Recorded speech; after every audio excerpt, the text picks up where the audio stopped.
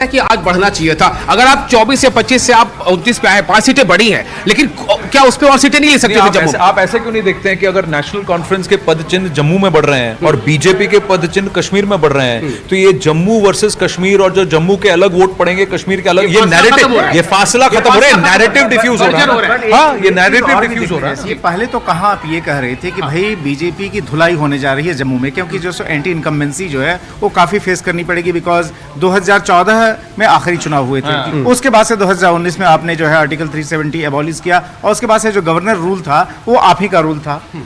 उसकी जगह जो है सो आपने एक हिस्टोरिकल परफॉर्मेंस की, जिसमें कि आपने सबसे ज्यादा सीटें जीतते हुए दिखाई दे रहे हैं, है ना।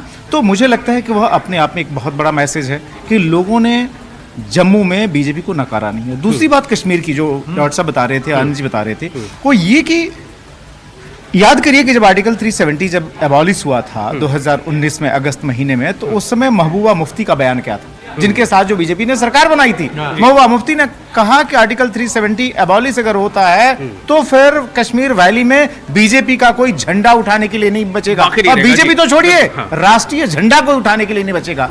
उस कश्मीर वैली में अगर गुरेज जैसी सीट, और आप ध्यान रखिए गुरेज जो है वो सीट है जहां पर कि एनसी का जो कैंडिडेट था उनका one of the senior most leaders में से है, जो कि काफी इन्फ्लुएंशियल व्यक्ति हैं, जो कि सिटिंग एमएलए, कई बार वो एमएलए वहां से रहे हुए हैं, महत्वपूर्ण पोजीशन। अगर उनके सामने बीजेपी का कैंडिडेट जो है 1150 वोट से भी कम के मार्जिन से हारता है, तो मुझे लगता है एक बहुत बड़ा मोरल बूस्टर है। दूसरा पोडियम भी नहीं इसकी बात हो रही है। अभी आनंद ने एक बात और कही थी सर, आनंद एक बात और कही थी, उनका कहना था कि बीजेपी जिन मुद्दों को लेकर गई, वो मुद्दे में वहां के डेवलपमेंट की चीजों को ज्यादा उन्होंने हाईलाइट नहीं किया, बल्कि वहां पर था 2070 और पाकिस्तान, ऐसे मुद्दे ज्यादा है। अगर डेवलपमेंट के इशू को ज्यादा उठाते कश्मीर में, शायद तो ज्यादा ये बेटर और पॉजिटिव एस्पेक्ट पे ये कैंपेन होता। मुझे लगता है कि देखिए आपने हो सकता है, कई बार क्या होता है कि जब आप इलेक्टोरल पॉलिटिक्स करते हैं, आप ध्यान रखिए कि जो नॉर्मल टाइम की जो आपकी चीजें होती है उसमें वो कहीं ना कहीं साइड में हो जाती हैं, क्योंकि चुनाव कई बार बड़े इमोशनल हो जाते हैं। तो इसलिए आप इमोशनल इश्यूज को आप आगे करते हैं। डेवलपमेंट पर कितनी बात हुई नहीं हुई या बीजेपी पोस्ट फैक्टर एनालिसिस कर सकती है, लेकिन जो बड़ा मैसेज जो है वो ये है कि बीजेपी जम्मू कश्मीर में दूसरी सबसे बड़ी पार्टी जो है होने जा रही है। दूसरी बड़ी बात यह है कि पीडीपी खत्म हो गई। तीसरी बड़ी बात यह है कि कांग्रेस खत्म हो गई। तो जो एक लार्जर मैसेज जो कहीं ना कहीं अपोजिशन ये फैलाने की कोशिश कर रहा था कि आर्टिकल 370 पर एक तरह से रेफरेंडम है, तो अगर वो रेफरेंडम को अगर आप देखेंगे तो वह बीजेपी के हक में है। ऐसा नहीं कि अगर सरकार अगर एनसी और कांग्रेस की बन जाती है तो बीजेपी के खिलाफ नहीं है, क्योंकि बीजेपी अपनी मैक्सिमम सीटें जो है हाईएस्ट लेवल पर जा रही है और वैली में उसको वोट मिल रहे हैं। उससे बड़ी बात आप दुनिया को क्या दिखा रहे हैं? दुनिया को ये दिखा रहे हैं कि यहाँ सही मायने में जमहूरियत है। आइन का जो वोट था, जो यानी कि जो लोगों का, जो जनता का जो वोट है वो सामने निकल के आया है। इलेक्शन का पूरा प्रोसेस पारदर्शी हुआ है, हर सीट पर इवन कॉन्टेस्ट हुआ है, और at the end of the day लोगों ने क्या किया, रिकॉर्ड टर्नआउट वोटर मार्जिन पे दिया है ना। तो ये जो दूसरे इसमें दखल करने की कोशिश कर रहे थे, कहीं और से कोई आवाजें आ रही थी, ये सारी इन्फ्लुएंसेस अब बंद हो गई। अब क्या होगा, पुडुचेरी में जैसा हुआ, दिल्ली में जैसा हुआ, और अब इधर होगा जहां जहां एलजी साहब हैं और लेफ्टिनेंट गवर्नर रूल है, उस तरीके से होगा। अब रिस्पॉन्सिबिलिटी ये है कि भाई एक रास्ते पे तो हम आगे निकल गए हैं, अब उमर साहब को ये जरूरी है कि वो इसको रिस्पॉन्सिबली इसको कैसे आगे निभाते हैं। जितना कि सेंट्रल एडमिनिस्ट्रेशन या जो भी एलजी रहेंगे उनको भी होगा कि साथ में मिलकर हम काम कैसे करें कि इस तरह से कि ये डायल बैक नहीं होगा, ये मूव फॉरवर्ड होगा towards proper statehood under the try colour with the constitution. एक देश, एक विधान, एक निशान, एक संविधान। मैं एक चीज बोलूं कि ये जो आज के चुनाव नतीजे हरियाणा और कश्मीर दोनों मिलाकर, ये प्रधानमंत्री नरेंद्र मोदी के लिए एक this is excellent result for Narendra Modi and for brand Modi. भाई 2024 के चुनाव में लोगों ने अटकलें लगानी शुरू कर दी थी कि भाई अब मोदी का जो रथ है उसमें अब अटकलें आनी शुरू हो गई हैं, अब मोमेंटम चेंज हो रहा है। अब ये पूरा वो क्लॉक वापस चलेगी उसी पॉइंट पर वापस आकर, क्योंकि आज का जो रिजल्ट है, आप देखिए हरियाणा ऐसा स्टेट है जहाँ पे भाजपा का वो गढ़ नहीं है, नॉट लाइक मध्य प्रदेश या गुजरात।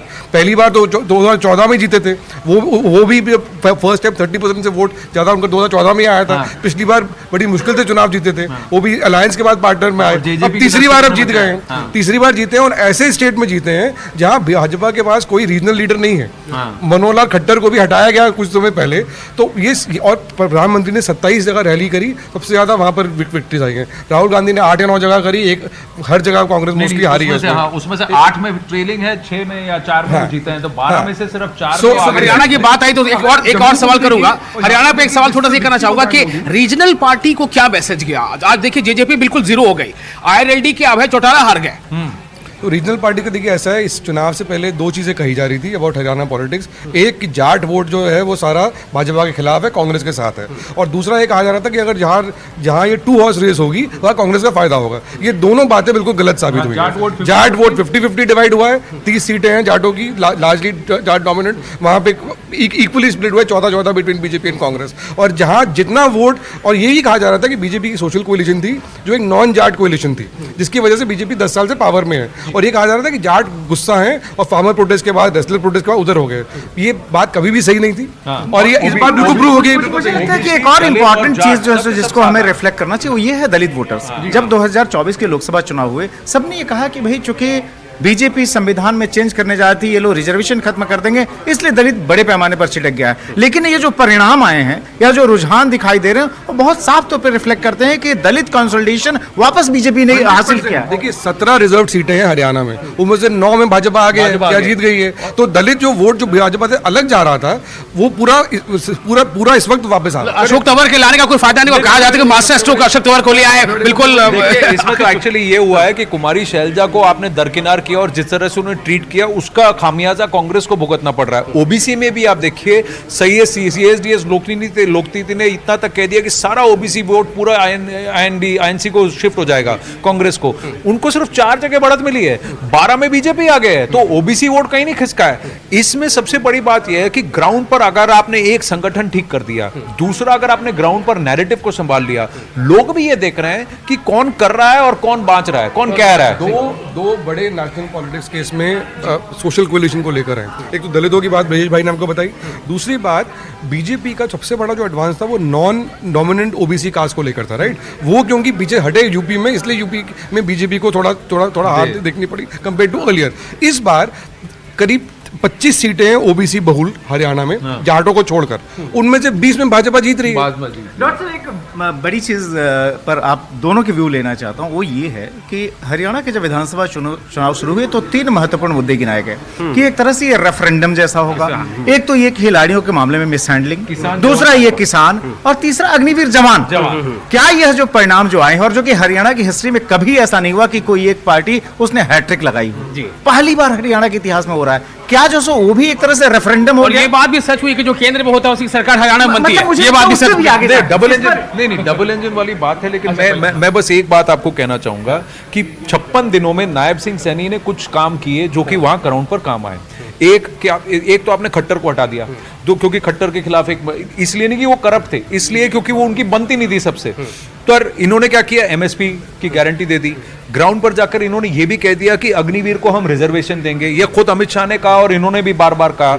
और पहलवान वाले इशू में जैसे ही विनेश फोगाट ने कांग्रेस ज्वाइन किया, भले ही वो जीत गई हो जुलाना से, ये पूरा मुद्दा ही पॉलिटिकल हो गया, फिर वो इमोशनल से पॉलिटिकल हो गया, तो और इसीलिए उसे सब जगह नहीं हुआ। ये माना जाए कि क्या ये मुद्दा जो है सो खत्म हो गया इस चुनाव में बीजेपी की जीत के साथ? ये तो मानना ही पड़ेगा, क्योंकि देखिए भाजपा का 43% वोट शेयर था अभी 3 महीने पहले। आज भी 39.6 था पिछले 10 मिनट पहले तक। वो कांग्रेस का 40% है, तो लेस देन 1% का डिफरेंस है।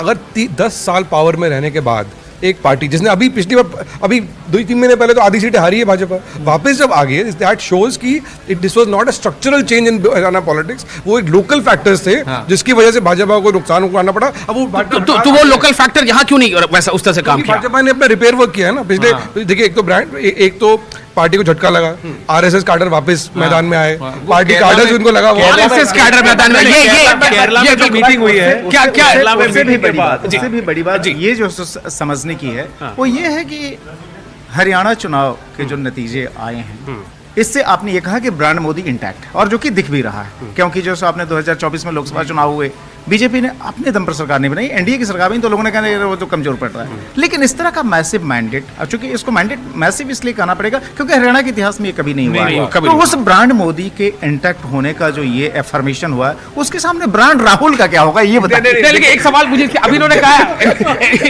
इन्होंने अभी कहा कि आरएसएस से ये चुनाव जिताया। मुझे लगता है देखिए चुनाव नहीं जिताया। ये एक बात है कि अगर कोई किसी भी पार्टी का एक राष्ट्रीय प्रेसिडेंट जो है, जो लोकसभा चुनाव से पहले बैठ के कहता है बीजेपी का कि हम आरएसएस के बिना भी सक्षम है, अब नहीं है सक्षम, ठीक है, क्योंकि साथ में मिलके आप काम करोगे। वो कहते हैं ना बटेंगे तो कटेंगे, इसमें भी यही है कि आरएसएस और बीजेपी अगर बट गई तो फिर वो कट गई। तो ये सामने दिख रहा है, अगर आपने जहां जहां साथ में मिलके काम किया वहां वो इफेक्टिव हो गया। मुझे लगता है कि कांग्रेस में वो बटे, कांग्रेस में बटे तो वो कटे। आरएसएस वगैरह जो मुद्दा नहीं, आप ये कल्पना करिए कि अगर ये हरियाणा के विधानसभा चुनाव अगर कांग्रेस जीत जाती तो राहुल गांधी को लेकर किस तरह का शोर शराबा होता है। इसलिए ये सवाल महत्वपूर्ण है कि क्या अगर हरियाणा का चुनाव का ये नतीजा जो आया है, और इवन मैं जम्मू कश्मीर भी कहूंगा, क्योंकि ये मान के चला जा रहा था कि कश्मीर वैली तो छोड़ दीजिए, कोई कल्पना नहीं कर रहा था कि वहां बीजेपी कोई सीट जीत सकती है। हालांकि बीजेपी उस उम्मीद में थी कि शायद गुरेज जीत जाएंगे और काफी करीब थे, लेकिन जम्मू में भी बीजेपी को नुकसान हुआ, बल्कि उसने जबरदस्त उसने परफॉर्मेंस की है। तो इस परिप्रेक्ष्य में ये बताएं कि ब्रांड राहुल का क्या होगा ब्रांड मोदी के सामने। अब्दुल्ला ने भी टिप्पणी की थी ना, उन्होंने कहा था ना कि देखिए आप जम्मू में शिरकत क्यों नहीं कर रहे हैं, और उनके कहने के बाद प्रियंका वाड्रा वहां गई थी,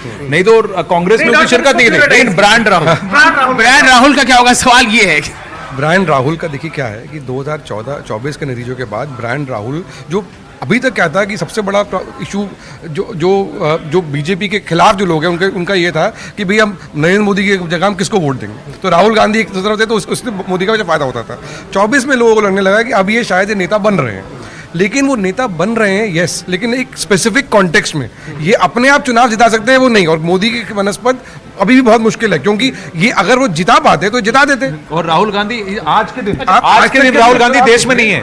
आज के दिन राहुल गांधी देश में नहीं है, वो देश से बाहर है। आज के दिन जिस दिन हरियाणा जीतने के चांसेस थे उनके एग्जिट पोल्स के हिसाब से, कांग्रेस एनसी की सरकार वहां बन सकती है अब जम्मू कश्मीर में, वो देश में नहीं है। एक साइकोलॉजिकल पॉइंट, 2024 लोकसभा चुनाव में जहां जहां कांग्रेस के एडवांसेस ज्यादा हुए वो कांग्रेस से भाजपा के खिलाफ नहीं हुए, दूसरी पार्टियों के खिलाफ हुए। भाजपा के जहां नुकसान हुए समाजवादी पार्टी से हुआ, यूपी में अलायंस में हुआ, जहां जहां, और अभी तक पिछले तो बिल्कुल चर्चा आगे भी जारी रहेगी और आप तक आंकड़े भी पहुंचाते रहेंगे कि कितनी सीटें बीजेपी जीत चुकी है और कितनी कांग्रेस। यहां ये तो साफ हो गया है, पिक्चर बिल्कुल क्लियर हो चुकी है कि सरकार बीजेपी बनाने जा रही है। अब जो बहुमत का आंकड़ा उससे कांग्रेस बहुत ज्यादा पीछे है, लेकिन कुछ बड़े चेहरे हैं जो चुनावी पिच पर अब पस्त हो चुके हैं, चित हो चुके हैं इस चुनावी अखाड़े में, उन पर नजर डालेंगे। फिलहाल रुकेंगे छोटे से ब्रेक के लिए।